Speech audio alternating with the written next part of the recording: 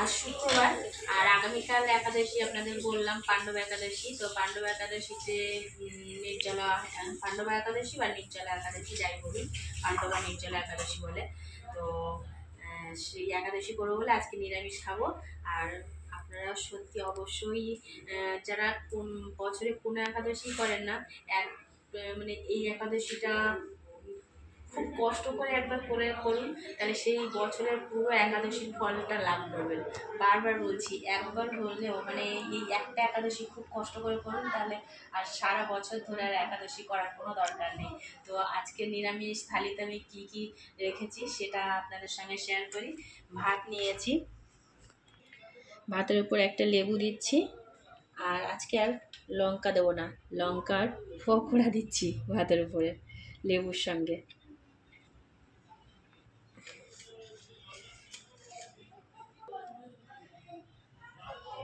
বন্ধ করা হচ্ছে না। একটু স্যালাড নিয়ে নিচ্ছি,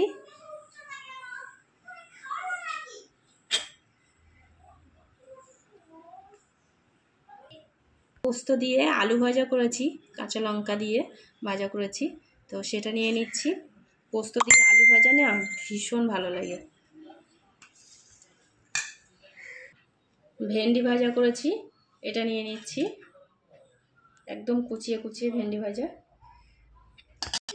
আজকে পনিরের তরকারি করিনি, পনিরের পকোড়া করেছি, তো পনিরের পকোড়াটা নিয়ে নিলাম। তো এই পনিরের পকোড়া নিয়ে নিচ্ছি। পনিরের পকোড়া, আমার মেয়ে না বললো আজকে পনিরের তরকারি করতে হবে না মা, পনিরের পকোড়া করো।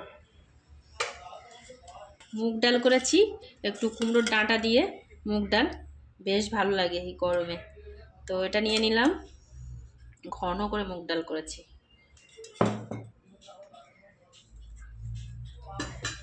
আর একটু আলু পটল আর পনিরের তরকারি করেছি, মানে এটা সকালবেলার তরকারি, একটু রুটি খাওয়ার জন্য করেছিলাম, রুটি খাওয়ার জন্য, তো সেটা রয়ে গেছে, তো সেটাই একটু নিয়ে নিচ্ছি।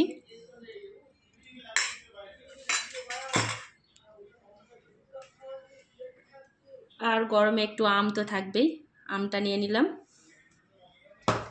আর লঙ্কার পকোড়া না আমার বর ভীষণ ভালোবাসে, তো সেই জন্য বেসনও একটু বেশি ছিল, তো সেটাই করে নিলাম। তো এই হলো আজকে লাঞ্চ থালি। তো এই হলো আজকে একদম থালা নিরামিষ লাঞ্চ থালি। তো পাণ্ডব একাদশীর জন্য নিরামিষ লাঞ্চ থালি আজকে বানালাম। যদি ভালো লাগে একটা লাইক শেয়ার কমেন্ট করবেন, আর আমার ভুল ত্রুটি হলে যাই কিছু হবেন কমেন্টে অবশ্যই জানাবেন। ভালো কিছু নয়, মানে খারাপ কিছু হলেও সেটা কমেন্টে জানাবেন। আর বারবার আরেকটাই রিকোয়েস্ট করব, ফ্রেন্ড রিকোয়েস্ট পাঠাবেন না, ফলো করবেন, সরাসরি পেজে আসবেন, এসে কমেন্ট করে বলবেন, আমি তার উত্তর দেব। তো এখনকার মতো রাধে রাধে।